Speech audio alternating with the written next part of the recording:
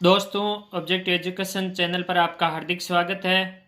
अब हम चतुर्भुज और वर्त से संबंधित कुछ महत्वपूर्ण प्रश्नों के बारे में अध्ययन करेंगे। पहला क्वेश्चन है दोस्तों, किसी समांतर चतुर्भुज पी क्यू आर एस के मध्य बिंदु ए बी सी डी है। ये हमने एक समांतर चतुर्भुज बना दिया पी क्यू आर एस के मध्य बिंदु, ये ए बी, ये सी और डी, मध्य बिंदु को मिला दिया तो उस स्थिति में एक आकृति बनती है ए बी सी डी। हमारे पास एक आकृति बन गई ए बी सी डी।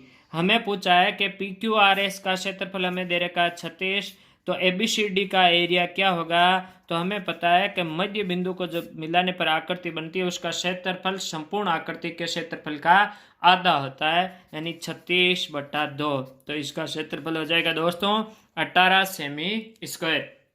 एक नंबर में दे रखा 24 सेमी स्क्वायर, 2 नंबर में दे रखा 18 सेमी स्क्वायर, 3 नंबर में दे रखा 30 सेमी स्क्वायर, 4 नंबर में दे रखा 36 सेमी स्क्वायर। तो दोस्तों हमारा राइट आंसर हो जाएगा 2 नंबर 18 सेमी स्क्वायर। अगला क्वेश्चन है दोस्तों, किसी आयत की आसन भुजाओं के मध्य बिंदु को मिलाने वाली जो आकृति बनती है तो उसका अपन को क्षेत्रफल ज्ञात करना है। ये एक आयत है और हमने पढ़ा था ज्यामिति के अंदर के आयत के भुजाओं के मध्य बिंदुओं को मिलाते हैं तो उस स्थिति में हमारे पास जिस आकृति का निर्माण होता है उस आकृति को हम कहते हैं दोस्तों समचतुर्भुज। क्या कहते हैं? समचतुर्भुज। ये तो हमने याद किया था ज्यामिति में कि आयत की आसन भुजाओं को मध्य बिंदु को मिलाने पर बनने वाली आकृति होती है समचतुर्भुज। जब आयत की भुजाएं 8 और 6, तो आयत का क्षेत्रफल क्या हो गया? 8 गुणा 6, लंबाई गुणा चौड़ाई 48। इसका क्षेत्रफल संपूर्ण आकृति के क्षेत्रफल का क्या होता है दोस्तों? आधा 48/2 यानी 24 सेमी स्क्वायर। तो दोस्तों एक नंबर में दे रखा है 24 सेमी स्क्वायर समचतुर्भुज, 2 नंबर में दे रखा है 24 सेमी स्क्वायर आयत, 12 सेमी स्क्वायर वर्ग, 4 नंबर में दे रखा है 14 सेमी स्क्वायर समांतर चतुर्भुज। तो दोस्तों हमारा राइट आंसर हो जाएगा 1 नंबर 24 सेमी स्क्वायर समचतुर्भुज। अगला क्वेश्चन है दोस्तों, किसी वर्त की परिधि और व्यास का अंतर 90 सेमी। परिधि को, वर्त की परिधि को हम दोस्तों लिखते हैं 2πr, व्यास को लिखते हैं हम d। इनका अंतर हमें दे रखा है 90 सेमी। दोस्तों 2 गुणा 22/7 गुणा r, इसको अपन d को 2r लिख सकते हैं दोस्तों, बराबर यह हो गया 90। अब 7 ले लेंगे दोस्तों लघुत्तम। ये 22 दूनी कितने हो गए? 44r। ये 7 दूनी कितने हो गए दोस्तों? 14r, बराबर क्या हो गए? 90। 14 गए 44 में से बच गए 30r। ये 90 गुणा दोस्तों क्या हो जाएंगे? 7। तो r बराबर 90 गुणा 7 बट्टा में क्या हो जाएगा? 30। 30 का भाग 90 में 3 बार, तो r का मान दोस्तों 3 गुणा 7, तो r का मान दोस्तों क्या हो जाएगा? 21। तो एक नंबर में दे रखा है 21 सेमी, 2 नंबर में दे रखा है 20 सेमी, 3 नंबर में दे रखा है 30 सेमी, 4 नंबर में दे रखा है 42 सेमी। तो दोस्तों हमारा राइट आंसर हो जाएगा 1 नंबर 21 सेमी। अगला क्वेश्चन है दोस्तों, एक वर्ग के अंत्य त्रिज्या और परित्रिज्या का अनुपात क्या होगा? एक वर्ग की अंत्य त्रिज्या और परित्रिज्या का अंतर क्या होगा? एक वर्ग, हम एक वर्ग बना रहे हैं, अंत्य त्रिज्या यानी इस वर्ग के आयत के वर्ग के अंदर वर्त बना हुआ है, ये अंत्य त्रिज्या होगी। और इसका मतलब क्या हो गया कि वर्ग के बाहर ऐसा वर्त बना हुआ है, ये चारों शीर्षों को स्पर्श कर रहा है, तो ये होगी इसका। अब हमें पता है दोस्तों कि वर्ग की चारों भुजाएं समान होती है, ये भी ए, ये भी ए, ये भी ए, ये भी ए, ये भी ए, ये भी ए। अब हमें कर्ण ज्ञात करना है, तो हम क्या करेंगे दोस्तों? कर्ण स्क्वायर बराबर लंब स्क्वायर प्लस क्या होता है? आधार स्क्वायर। तो ये क्या हो जाएगा? ए स्क्वायर क्या हो जाएगा दोस्तों? 2a square. तो k का मान दोस्तों क्या आ जाएगा? √2a हो गया। लेकिन ये दोस्तों क्या है? व्यास है। क्या है? व्यास। तो त्रिज्या क्या हो जाएगी? व्यास की आधी, तो √2/2 क्या हो जाएगा? a। अब ये पूरी भुजा a है तो इसकी त्रिज्या दोस्तों क्या हो रही है? आधी, तो यहाँ क्या हो गया? a/2। अब पूछा अंतर त्रिज्या और परित्रिज्या में अनुपात, तो ये a/2 दोस्तों, ये √2/2a, ये a से a कैंसिल, ये a से a कैंसिल, 2 से 2, तो 1/√2। दोस्तों एक नंबर में दे रखा है 1/√2, 2 में दे रखा है 2√3, 1:3। 4 नंबर में दे रखा है 1:2। तो दोस्तों हमारा राइट आंसर हो जाएगा 1 नंबर 1/√2।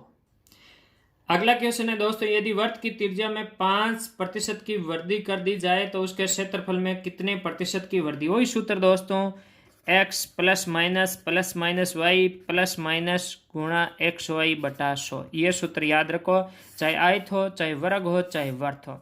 यहाँ वृद्धि हो रही है 5, यहाँ भी 5, यहाँ भी चिन्ह प्लस का 5 गुणा 5 बटा में दोस्तों क्या हो जाएगा 100। 5 और 5 ये क्या हो गया 10, ये 4 बार कट गए 1/4, तो 10 प्लस 0.25 यानी 10.25% की वृद्धि हो जाएगी।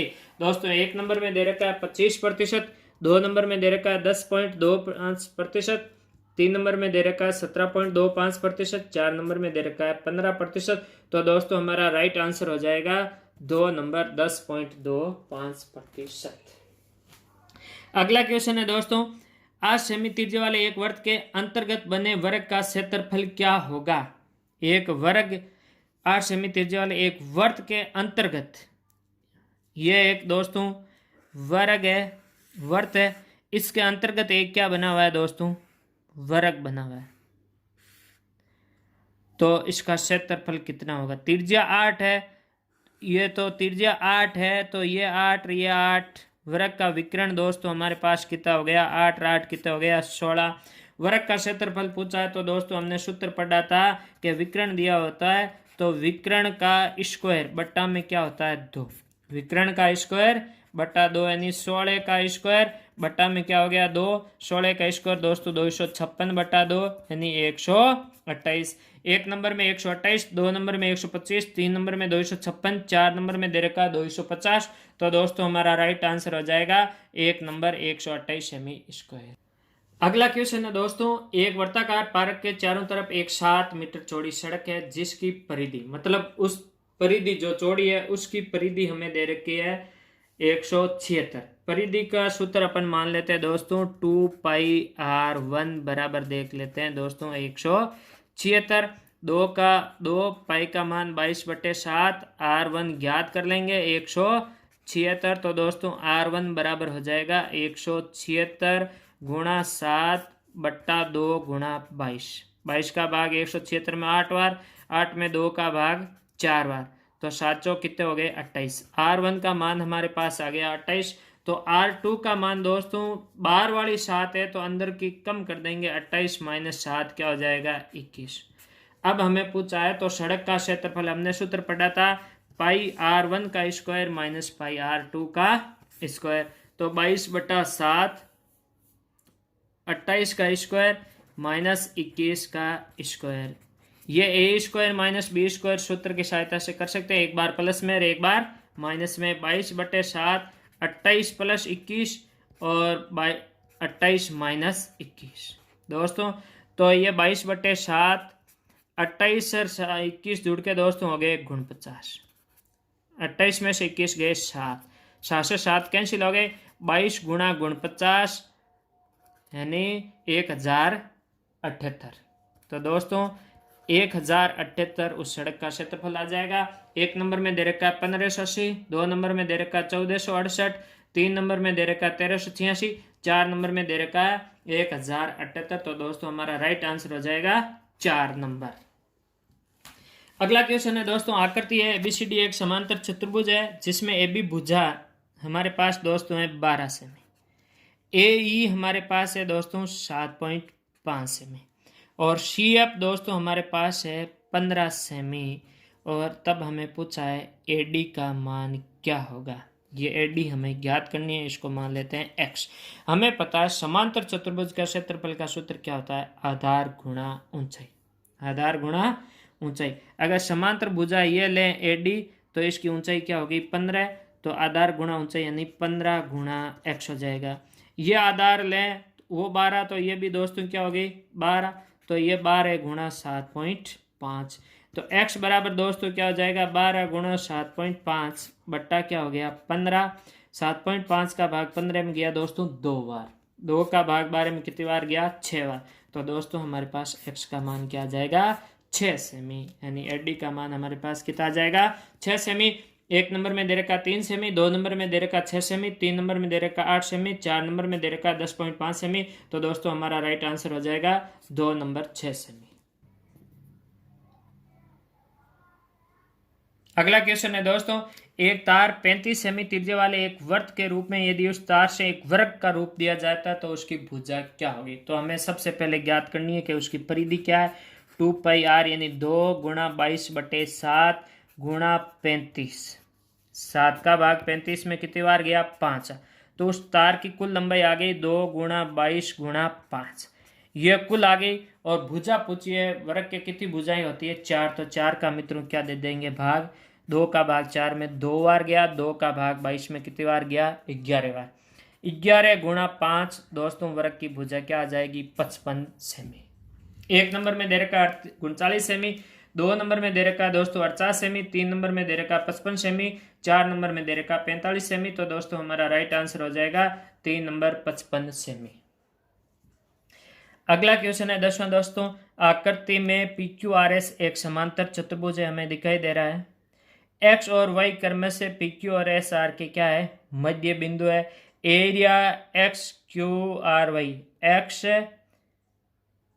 QRY मतलब ये एरिया XQRY। हमें पता है कि मध्य बिंदु को मिलाने वाली रेखा है, तो समांतर चतुर्भुज के क्षेत्रफल को क्या है 2 बराबर भागों में बांटेगी। ये पूरा अगर 50 है तो ये भी 25 और ये भी 25। फिर अनुपात किसका पूछा, एरिया त्रिभुज किसका है QSR, ये QSR। हमने दोस्तों एक नियम पढ़ा था कि समांतर चतुर्भुज का विकर्ण उसके दो समान त्रिभुज के क्षेत्रफलों में विभाजित करता है। तो ये भी दोस्तों क्या होगा 25, ये 25, ये भी 25। तो दोस्तों क्या अनुपात आ जाएगा 1:1। 1 नंबर में दे रखा 1:4, 2 में दे रखा 2:1, 3 में दे रखा 1:2, 4 में दे रखा 1:1। तो दोस्तों हमारा राइट आंसर हो जाएगा 1:1।